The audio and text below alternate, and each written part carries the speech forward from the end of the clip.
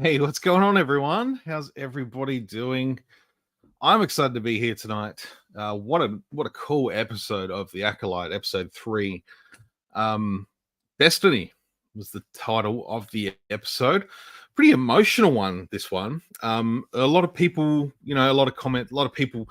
I didn't see any spoilers, which was great. Sort of throughout the day, it sort of dropped around 10:30 my time. So I didn't get to watch it till about 4:30. Sat and watched it at work, and then I come home, watched it again, took some notes. So I do have a nice little. I have some preparations of things I want to talk about. Yeah, definitely not the law-breaking, rule-breaking episode that some people touted it to be. I can sort of see why. There's a little bit more below the surface on this one. So yeah, it was pretty good. Very, a lot of spiritual side of things. It was tragic. A lot of religious undertones to this episode, actually. Somewhat a greater exploration of the Force in some ways, if you may. So we're sort of coming into, we're talking about, another sect of the Force, another sect or another religion that uses the Force. They call it the Thread, I found that very interesting. So it's kind of cool to sort of see these different corners of the galaxy and how they interpret the Force. Yeah, Brian's here. What's going on, man? I know you were going to be here. Thank you. G'day, Shauno. How are you, mate? Yeah, no, I dug the episode. It was really like it was a bit deeper. Like it wasn't all lightsaber combat and starships and all that. G'day, Matt. How are you, man? Good to hear from you, dude. Thanks for tuning in, coming hanging out. Yeah. Yeah, what did everyone else think so far? What did everyone else think of the episode? Just get some thoughts out there, nice, straight, early, Yeah, like I said, lucky enough to have the opportunity to watch it a couple of times. So I had a good time watching it. Yeah, sort of obviously going back sort of 16 years, sort of we've had the little tales of, in the first 2 episodes, we've had sort of these stories of May and Osha, and we've had a bit of back and forth on what their history was as young girls, 8 years old, as it turns out. So we got to go back 16 years to discover the origin of what happened there on, what was the name of the planet? Brendok, which was an amazing looking planet. Let me just say from the get-go. That's one thing they've nailed in this show so far is the locations, the look of the locations, the feel. Like this planet just looked incredible. The beautiful woods that they were walking through, like, rows of trees, wonderful stuff. The big tree, what did she call it? I did write this down. The bunta tree. Bunta tree, which is a word like that's a slang term my dad used to use for when someone loses their shit a little bit, like starts going a little bit crazy. They go a bit bunta. I don't know whether that's Australian slang. I always assumed it's Australian slang. It's just not super common. I don't hear it very often, but it's something I've definitely carried on. So yeah, the bunta tree, which is really cool. I wonder what kind of spiritual sort of meaning that has for this coven. As it turns out, these people, these women that live on this planet, are witches, Force-using witches, which is really cool because it's not the first time we've had witches. Obviously, the Witches of Dathomir being the big one, and we've just seen, them come back in a spectacular fashion through Ahsoka. But there are other sects that are using, the Force in different ways. They're calling it different things. Like I said, they're calling it the Thread, and that's just their interpretation on how this power sort of connects individuals to their destiny, and to tug on the thread takes you on your destiny, on your chosen path. It's not a predetermined thing, but yeah. So we get the information that these witches have been exiled for who knows how long. We're not sure, but they've basically been accused of using the Force in a dark way, which, again, whether that's something dictated by the Jedi Order, and by extension, the Republic. They've been exiled from the Republic. We're not sure. We're not sure yet. So, and the big implication from this episode, I think, from most people's perspective, was we learned that the twins, Osha and May, were born to no father. So we have the other mother, who I'm completely forgetting her name of at the time. Probably the only thing I didn't write down, to be honest. And so she was the carrier of the twins, and Mother Anastasia, which is, for all intents and purposes, the mother, one of the mothers, she was the one that created them. So there is some little bit of force manipulation at play. And I think a lot of people have sort of said, does that inherently change Anakin being, a subject of force creation? I don't think it's related at all. I don't think it lessens Anakin's sort of chosen one mythos at all.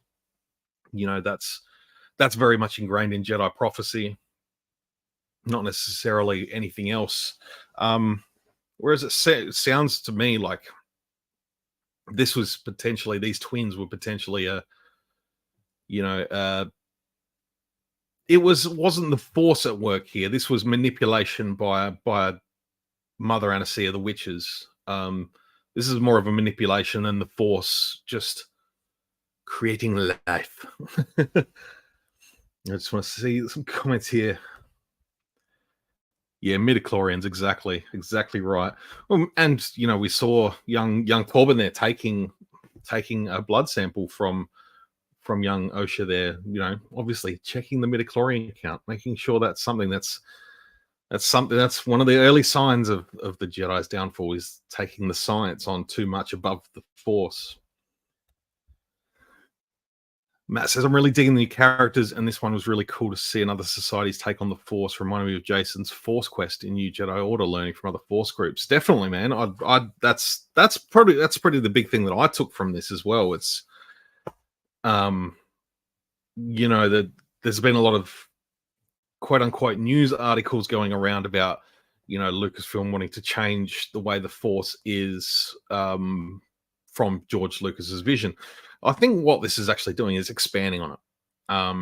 We've seen that through Night Sister magic is probably the biggest example of anything else.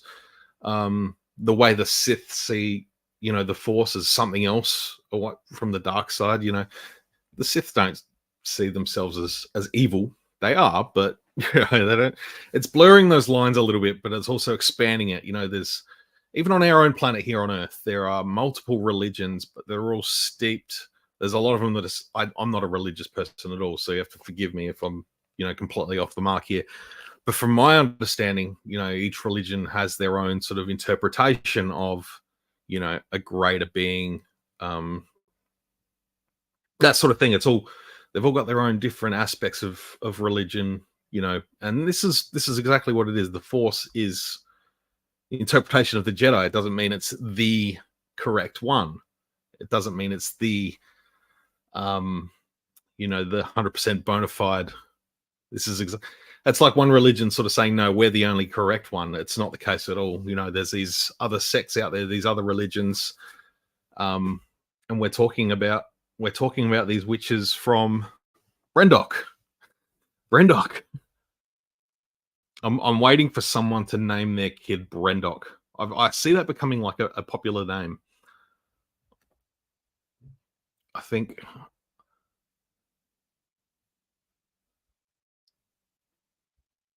was sort of misreading what you're saying there, Brian. I think I wasn't to live on Brendok's stunning cinematography. There maybe a spelling error there. If I'm not reading that properly, please tell me. Yes, stunning cinematography. I love just the first wide shot coming down on the planet, and it's sort of the top of the mountain with the fortress up the top.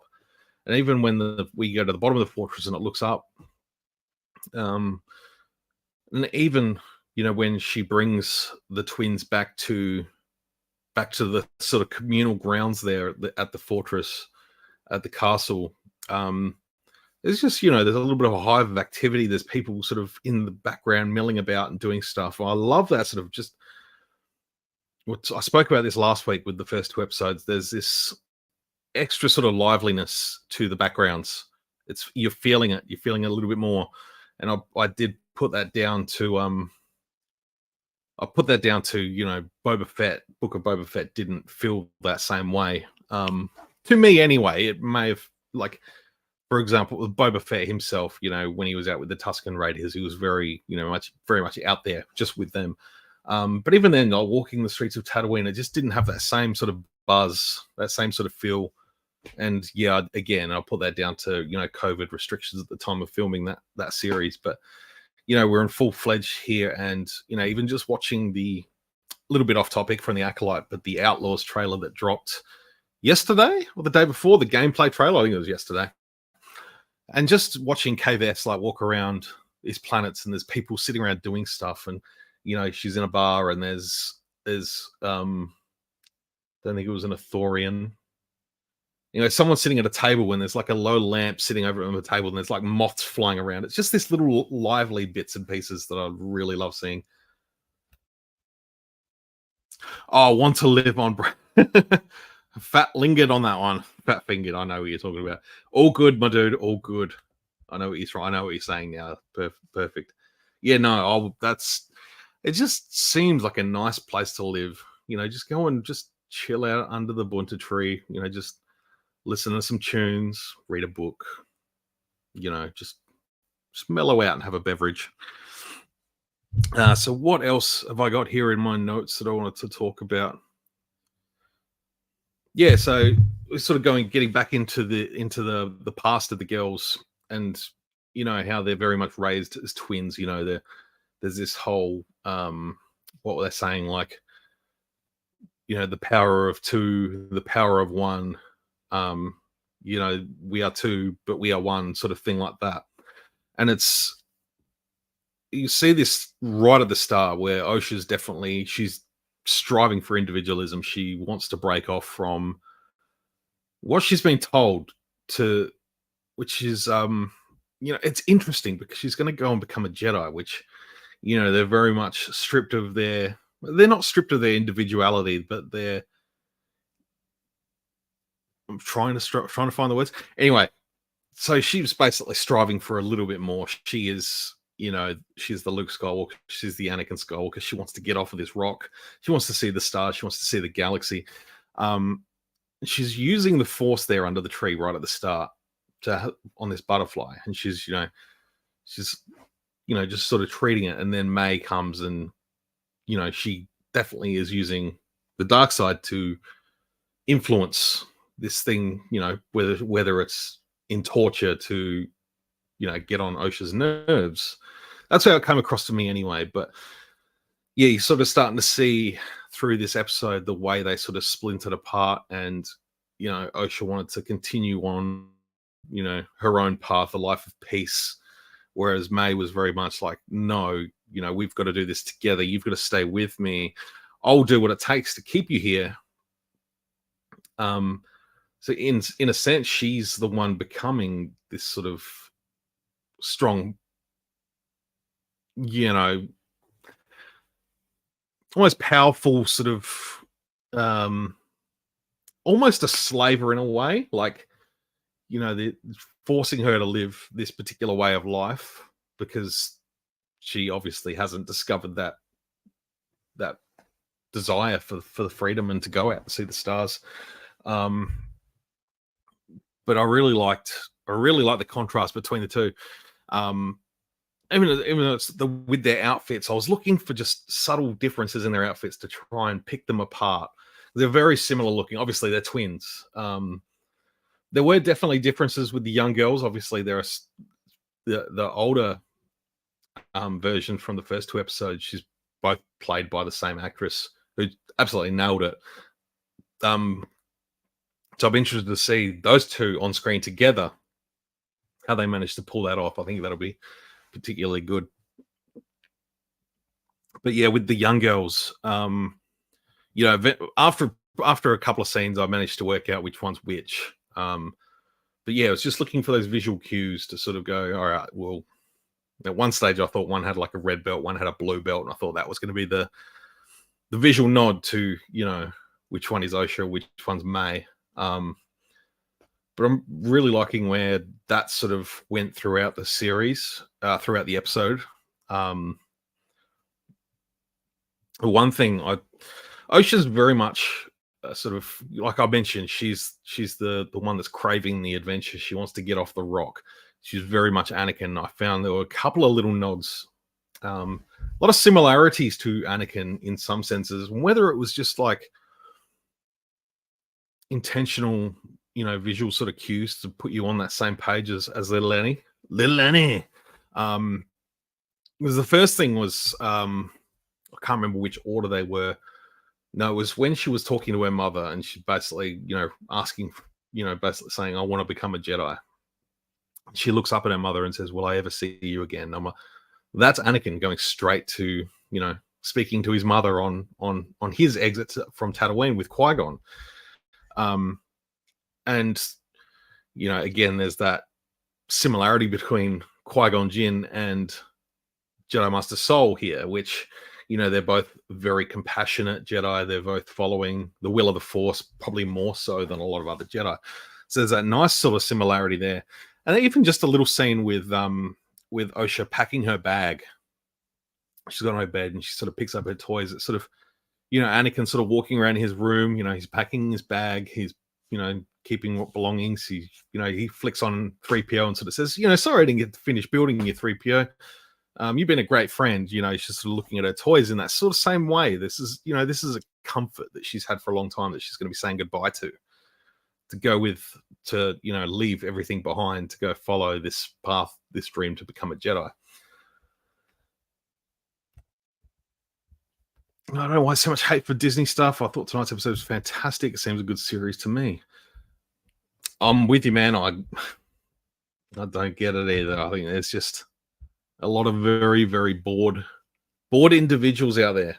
I'm doing my best just to block it out. It's what you take out of Star Wars can be very cognizant of what you put into what you take with you.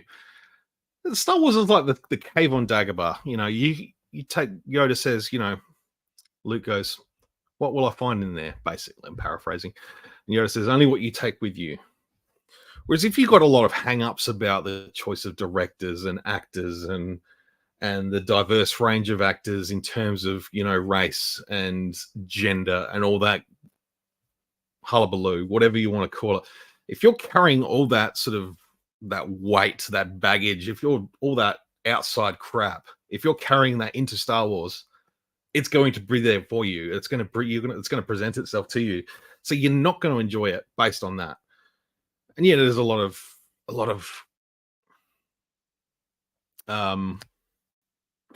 outrage.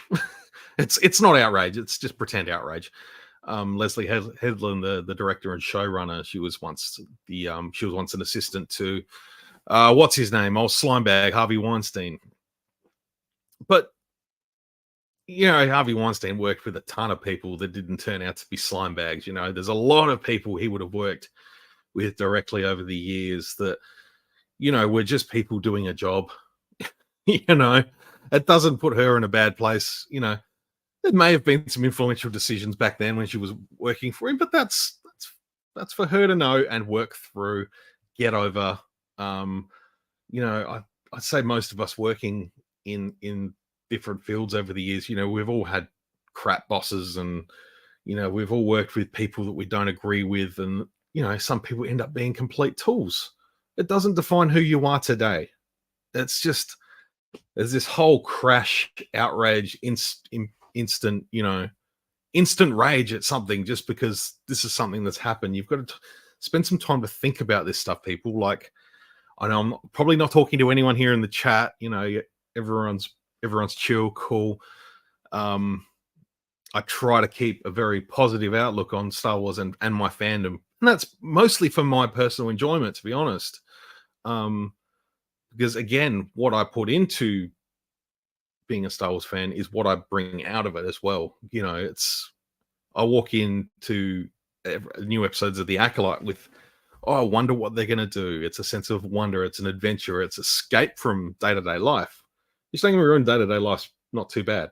It's good. It's good. But still, it's that inner child, that adventure, that mystery, that lust for adventure that we all feel on the inside as kids, and the kids at heart. Like I said, you start taking all that extra negative baggage into it. That's exactly what you're going to get back. Exactly what you're going to get back.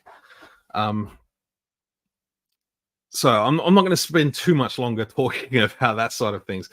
It's always going to be a topic. It always has been a topic. It was a topic since, probably since 1983. If Facebook was around in 1983 when Return of the Jedi comes out, there would have been people bitching about Ewoks. You're only making it for the toys. George just wants money. Well, I'm sorry, but it's business. At the end of the day, it's entertainment. Entertainment is business. You're paying for entertainment. It is what it is. Go back to the 1900s. You go to a show, you're going to be paying money for a ticket. It's what it is. Sometimes you might go to a show. You go back into a show in 1900s and local cabaret show or something. I don't know what the deal is. You pay a couple of pennies and you see a show and you walk out and go, oh, well, that wasn't a great show. Oh well. You go, I'm writing to the tabloids. The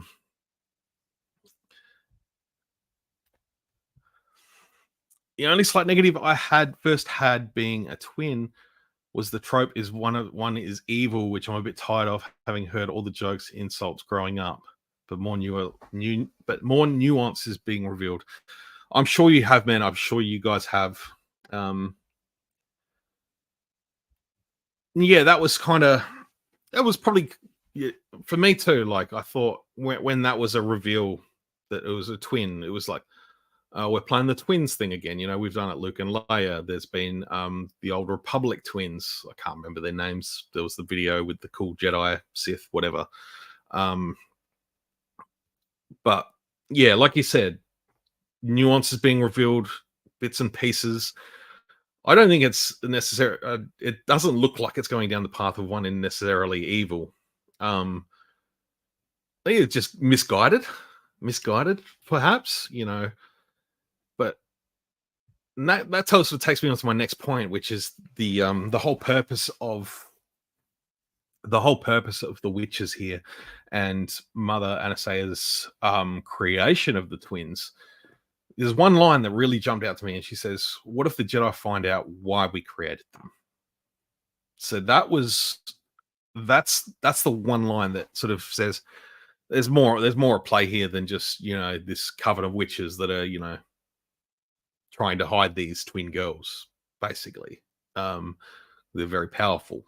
I think that's what we're going to go for from now on. I feel like next episode we're going to get sort of May's perspective. That episode that we just saw, Destiny, was very much Osha's perspective, and now I think we're going to get the other side.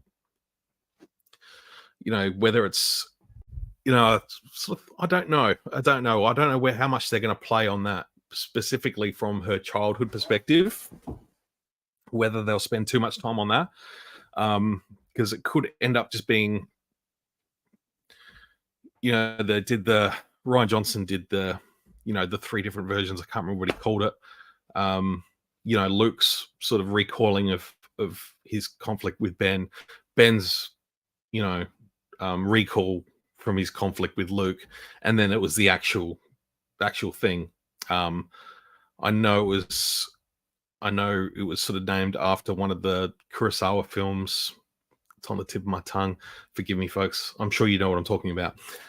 So yeah, they could do that, and they could show sort of from May's perspective, as a kid, frightened child, you see things from a different perspective. So I wonder whether they go down that route, or whether it is just, her surviving and then coming into touch with whoever this dark sider is that we got to see in the first episode, at the end of the first episode, or was it the start of anyway, in the first two episodes, we had this red lightsaber wielding Knight of Ren looking dude. which a lot of people are saying, thank you, Matt. Rashomon, the unreliable. Yes, that's the one. That's the one. The Rashomon sequence. Yes. I was thinking R. I was thinking R. It was on the tip of my tongue. Thanks, dude. Yeah. Where was I? Yeah, I just they spend 2 episodes on that and then go for another one to sort of show, this is actually what happened. I think they want to keep getting on with it. The fact that we've had so much information, a lot of complaints from from the first 2 episodes were, so much for mystery. They've already revealed that May and Osha are twin sisters. There's dual people here. It's not the same person. I thought that was great. Get that out of the way. It's an important part, and it was definitely a strong moment. But it's time to start going on the bigger picture. Let's see how these two can interact, becoming part of one another's lives again. Some 16 years after this accident on planet Brendock. I keep wanting to say Bedrock, like it's the Flintstones. I unapologetically love Star Wars, all of it. I love that you're the same mind. Our conversation is definitely a highlight of my fandom. Me too, my dude. Me too. I'm right with you. It's the fun. It's what makes it fun, man. It's what makes it fun. Theorizing and guessing and analyzing and having some fun. So yeah, I want to talk about the perspective of the Jedi. We had one line, we had a couple of lines within this thing, where they where the witches spoke about the Jedi, and one of the girls said, the Jedi are bad, and Osha said, no, the Jedi are good. So it's interesting to get those sort of 2 perspectives of the Jedi. Particularly in this era, we're sort of going, it's 100 years before the Phantom Menace, and over the last 5 to 10 years of Star Wars and Star Wars content, we've learned how, we've really sort of delved in and sort of seen how flawed the Jedi were at that period in the prequel films. And I even look back watching the Phantom Menace now, and I go, wow, you guys goofed up. You guys goofed. These Jedi, they become so narrow-minded, dogmatic, by the book. When they're talking to young Anakin, which is another thing I want to touch on quickly. When he sort of says, Anakin's too old to begin training, and Mace goes, the code forbids it. Rather than taking by case and treating Anakin with compassion, and we've just taken this kid away from his mother. We need to embrace him, respect him, teach him how to cope with these emotions. They leave it with Obi-Wan, basically. But again, does what happens with May in this era, this 100 years before, the fact that she was brought in as an 8-year-old and left the order, some years later, when she's sort of old enough to go, maybe this isn't for me. We don't know the whole story yet. Was that the catalyst for them going, for the Jedi to then go, okay, we can't take children that are, older than 4 or 5 or older than 3. We need to stick with children. And, Sol is very explicit at the start of the episode saying, we don't take children. And it's true. It's true, they don't take children. They're given up willingly. We saw that in the Tales of the Jedi with Ahsoka. And, when a kid is born, when a baby is born and they show sort of special talents, like, the ability to use the Force, the Jedi are then called upon. In this case, the Jedi are on the lookout for, practitioners of the Force that are, potentially doing it against what the laws of the Republic and the Jedi, have established. And it's interesting that they're sort of going out of their way to track these children down, which, all report. Who's reporting on this? Who's letting the Jedi know? Is it just the fact that they just happened to land on this planet and they noticed two kids using the Force. It was like, oh, we better sort this out. This isn't the Jedi way. So it's interesting. It really is. It's made me think lately: are the Jedi really the victims or the villains? Yeah, well, that's kind of the blurred line, isn't it? You can almost, with everything we know and everything we're learning, you can almost go either way. I don't think they're the villains. But at the same time, I think they're sort of victims of their own undoing to a point. Um, Particularly in that prequel era, there's Qui-Gon was a big catalyst there. He was the forward thinker. He was probably more of a Jedi than any of them, um, than anyone on the council. And because he was so in tune with the living force, he followed the living force. That was at a period where the Jedi had basically become so ingratiated in politics and all that, serving the Republic. They forgot to rely on their hearts, on their spirit, and that's what sort of really let them down, and allowed Darth Sidious to basically come in and just run the joint. Basically, he just wiped the floor with them. But yeah, the views on the Jedi, like, we're getting some interesting looks on how the public perception of the Jedi is in the galaxy at this period of time. Same time, I've mentioned last week, I'm reading Light of the Living Force by John Jackson Miller, a reasonably new book set just before the prequels. And this is touching on a lot of important stuff in this book too. It's very much painting the Jedi as they've sort of lost their way. They're sort of taken for granted. They're at the lowest. They're at the lowest, and they kind of know it, but they're just not agreeing with themselves on it. Like, they're not ready to face the consequences of it. And obviously that's what happens in the prequels. They face the consequences of their downfall. So basically in this book, we learn in the High Republic, which is set before the Acolyte, 50 years before the Acolyte, is that there's a big realm, and the couple hundred years before that as well. The big realm of galactic expansion. Jedi are setting up outposts, or Jedi have already established outposts throughout the galaxy. They have this presence out in the galaxy, which is absolutely amazing. I love that idea of just these sort of spiritual monks, just helping people out in the galaxy, helping the little guy out. It's I think I mentioned last week, it's almost like a police station popping up in a bad suburb. Like, for example,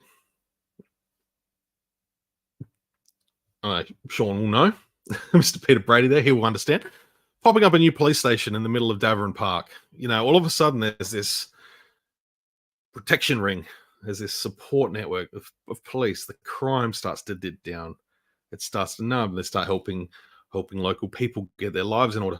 I know it's a little bit of an exaggeration going into real life sort of shit like that, but yeah. Anyway, so the Jedi got this, these outposts all throughout the galaxy. There's always Jedi coming and going, coming to study. They stay there, meditate, they leave, they go and experience another outpost. They go and help other people. They get to explore the galaxy and help people at the same time. Wonderful, wonderful, era of storytelling. I'd love to see that come to life a little bit more. But now we're sort of where I'm at with the Living Force, book by John Jackson Miller. Go and read it. The Jedi are basically almost ready to close their last outpost, and that's basically where the story ticks off. I'm not too far into it, I'll be honest. But they're the Republic. They've been sort of all pulled back into the center, into Coruscant, into the center of their Jedi temple. They've all been sort of pulled back. We can't help all these people. We can't help everyone. The Republic's got too big. We don't have the resources to help all the planets that we've pulled in via this big expansion. So they've had to pull them all back. And whether that's some sort of long-seated influence by the dark side to sort of pull all the Jedi together into a into a place where they can be sort of micromanaged a little bit more by the powers that be. Kind of yet to be seen whether it's there's another influence there, but it's sort of getting into that sort of corrupt sort of vibe. But when they sort of the Jedi come, it's just it's really this really interests me. We look at Jedi like Luke Skywalker, and we're like, yeah, he's the damn hero of the universe. He is absolutely every essence of a Jedi. And then he does makes the same mistakes as his forebearers. He tries to reestablish exactly what was broken in the first point. When Luke really was at his peak.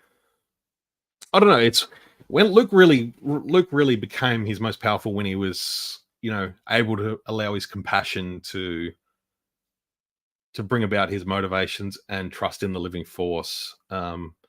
He did that when he brought back Anakin, which was still arguably the purpose of Luke Skywalker was to bring back Anakin, was to redeem his father, and he did that, and that was through compassion and feeling through the living force and that attachment.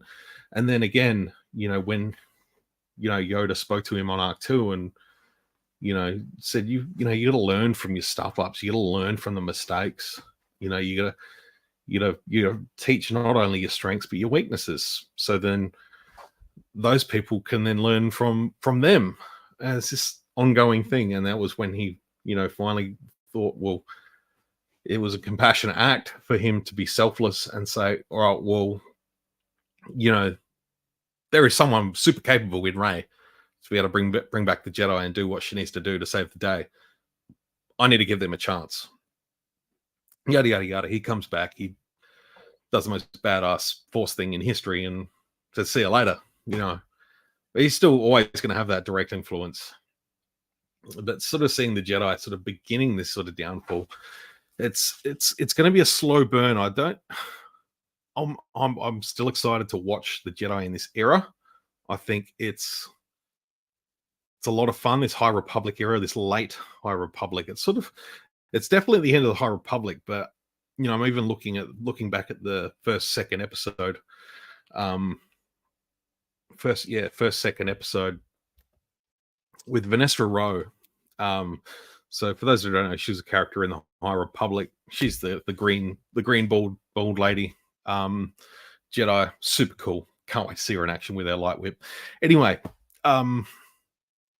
when she's talking to Master Soul about, Jedi being murdered, Master Indara being murdered, sort of saying, we need to keep this quiet.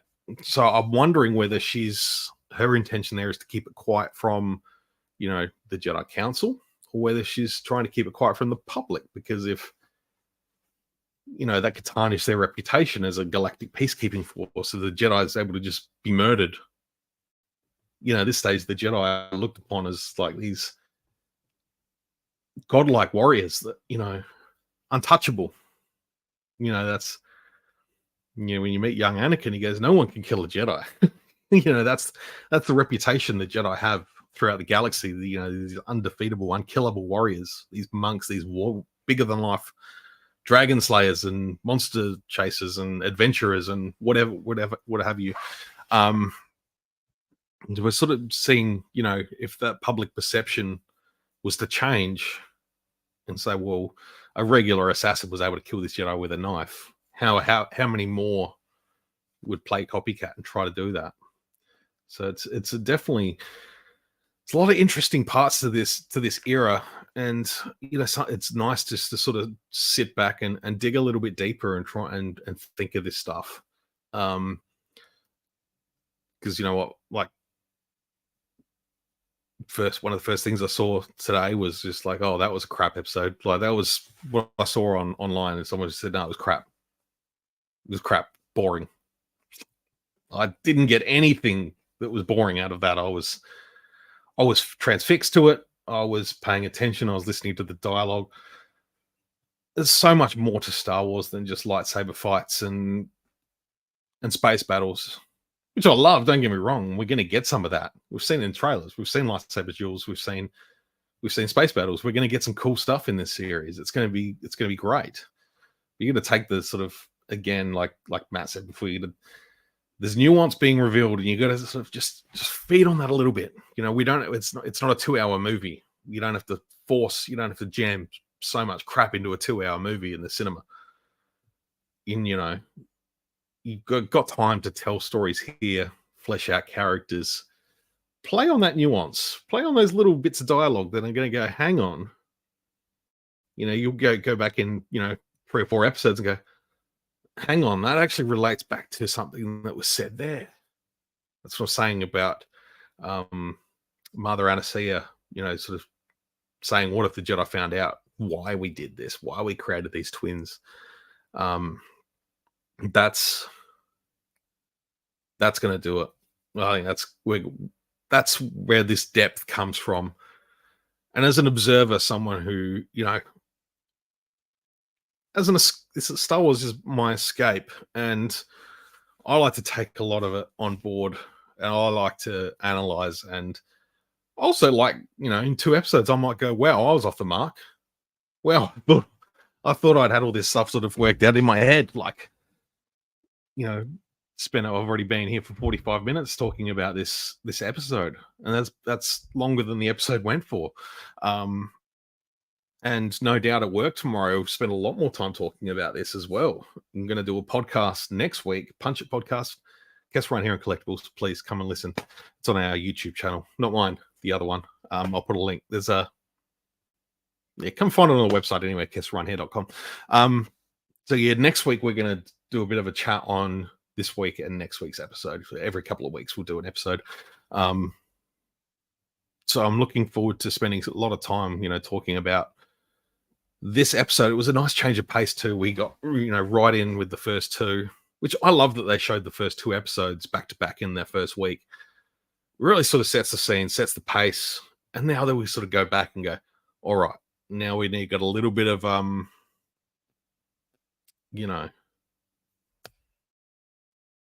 little bit of backstory flavoring, sort of seeing what's been cooking in the background. Let's see how we got to this point. And now we can sort of go into the next episode. No idea. Still, like, just completely no idea what's going to happen next. And that's why I love that.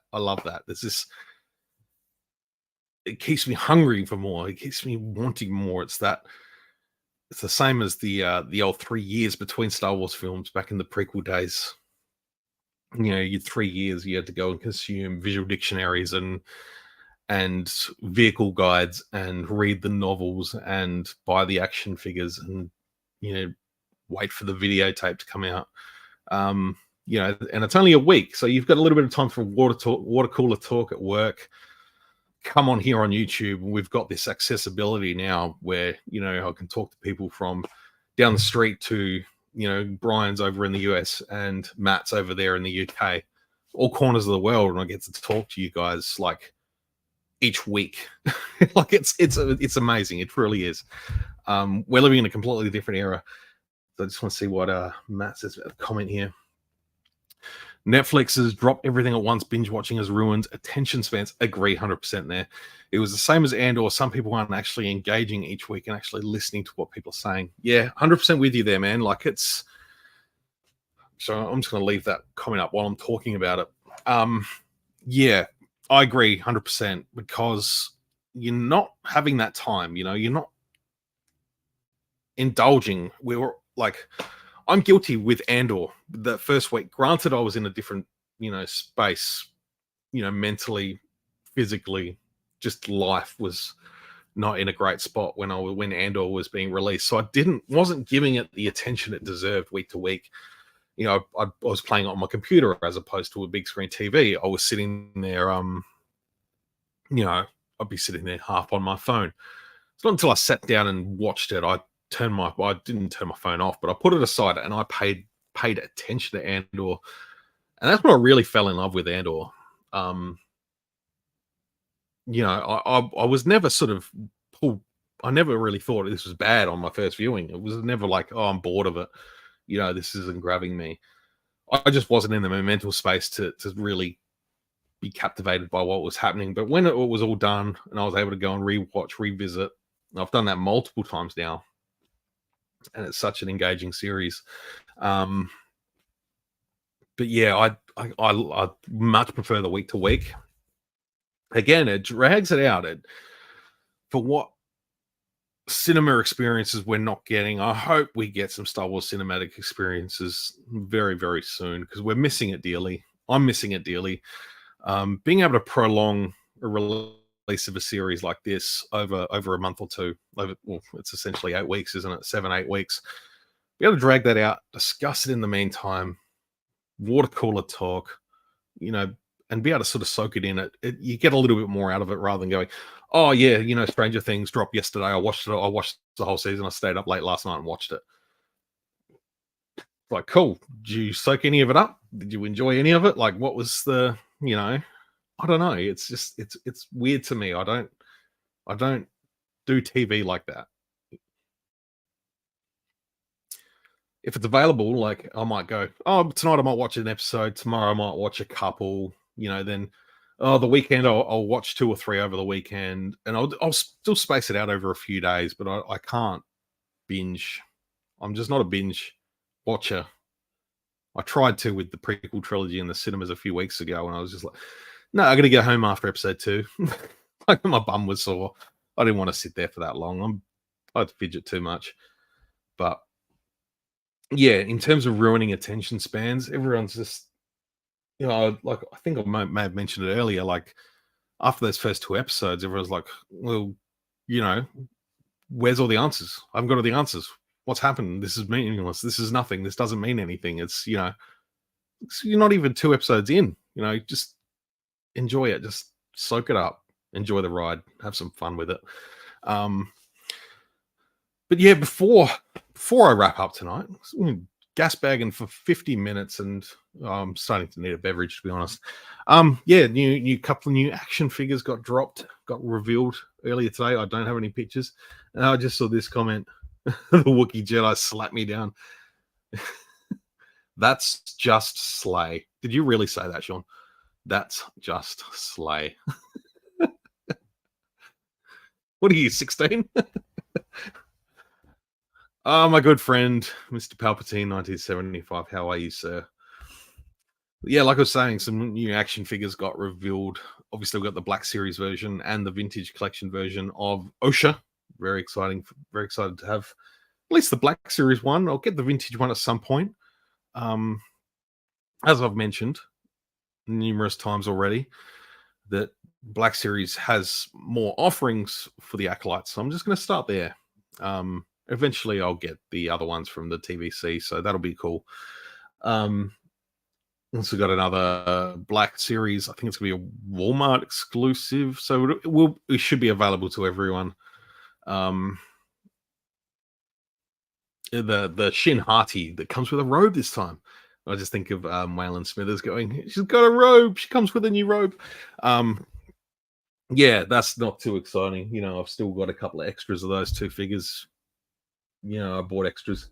I bought them twice, and I don't know why. I think that was a goof up, actually. But yeah, they're releasing them again with robes.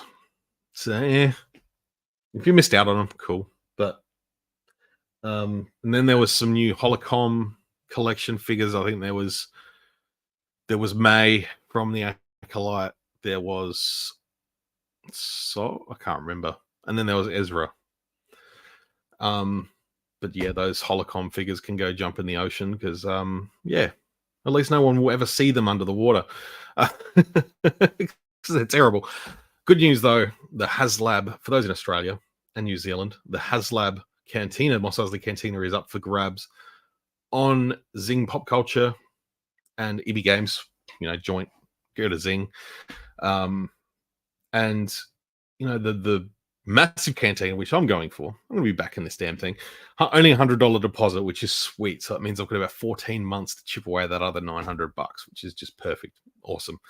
Around $750 here in Australia for the base set of the cantina, which is sort of missing the one side of the bar where the band sort of hangs out.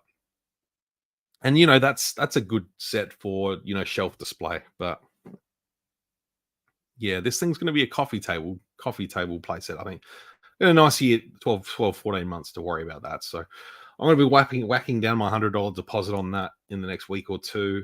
Let's get some coin together and go slap a nice fat deposit on that. So I'm excited about that. And then I'm going to start paying off the Ghost. And then there was last but not least, I think there's a 6-pack retro collection figures from the Aco-Light, which yeah, might pick them up one day. I'm not jumping at those retros. I've got a few. I only just picked up Sabine from the Ahsoka wave. That's probably the most recent one I've got. Yeah, haven't got the Phantom Menace set. If it goes on discount at some point and they're still around, I might grab it. But yeah, retro's not really. I get sucked into them when they go on clearance for like $5, and then I'll go, yeah, I'll grab them. I'll just pull them all in.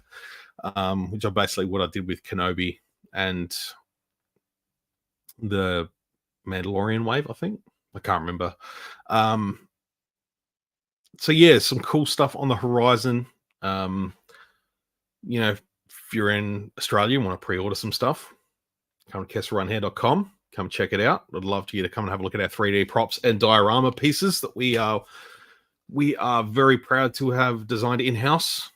They are printed in-house. They are sold in-house. We can ship them all around the world, but to get them to the US and places like US, UK, etc. Not sure what the shipping is, but it might sting a little bit. So, at least within Australia, we've got some cool stuff. The action figure stands. Swearing by these things now. Love them. Perfect. 3 different peg options, plus the I don't have the little arch that sort of pops out and plugs into the top for that extra foot support. But it's got a little Kessel Run Falcon on there. It's not a Falcon if anyone from Lucasfilm's watching. It's just the shape of a random spaceship we like. But yeah, very, very happy with those stands. I'm hoping at some point, slowly convert all the existing stands I have in here to those. So it's good fun. But yeah, again, we've got some like props diorama pieces in both scales, in vintage scale and Black Series scale. We've got crates, boxes, canisters. They look really cool. Just sort of working on painting some up and getting them on display. We also have a diorama doorway, which is really, really cool. It's like a space sort of doorway, like a Star Wars inspired, almost like you could almost pass it for an Endor bunker, but it's kind of its own thing. It's that sort of vibe, the Endor bunker. And we're also working on some hopefully modular style Death Star style walls, at least inspired by the Death Star walls. Because we don't want to blatantly rip off of anything else anyone else has done. There's a lot of great people that are doing their own 3D modeling and printing and 3D file designing, doing some amazing work out there. And we kind of want to do our own thing. And hopefully we can get some people inspired to pick up our play sets and paint them up and chuck them with some action figures. I know member of my channel here, Jeff, Jedi Master Jeff, he's picked up a few bits and pieces already and he's painted them up. Go follow Jedi Master Jeff on Instagram. Check out his photos. There's a few barrels and crates in some of his recent photos that look awesome. They come up looking really nice. Seeing if I've got any in reach. I don't think I do. That's just poor planning on my part. But yeah, I'll try and sort something out for next time. But I think that's just going to wrap me up for tonight. I'm starting to lose my voice. It's not going anywhere, but I do need a drink, and I didn't prepare one because I'm an idiot. But hey, thanks everyone for coming and listening to me ramble for an hour. A lot of things to talk about. And there's an alarm that I need to go and manage. Again, I really appreciate you coming and hanging out with me. I'll be here next week as well. Looking forward to doing this with every episode of the Acolyte. I'm having a blast with this show. I hope you are too. If you want to reach out and talk, let's do it. Anyone wants to come on here, actually chat with me live? Hoping I can get Brian Metal Jedi here on in the next at some point after one of these episodes. I know I definitely want to catch up and talk with him again. So we'll be doing that. If anyone else wants to come and hang out with me, be happy to have more than one. Just reach out. It'll just be pretty much the same time as this, just next week, and the week after that, and the week after that, and the week after that. And I think it might be the week after that as well. I've lost count. Anyway, folks, I appreciate you all. Much love. May the force be with you always.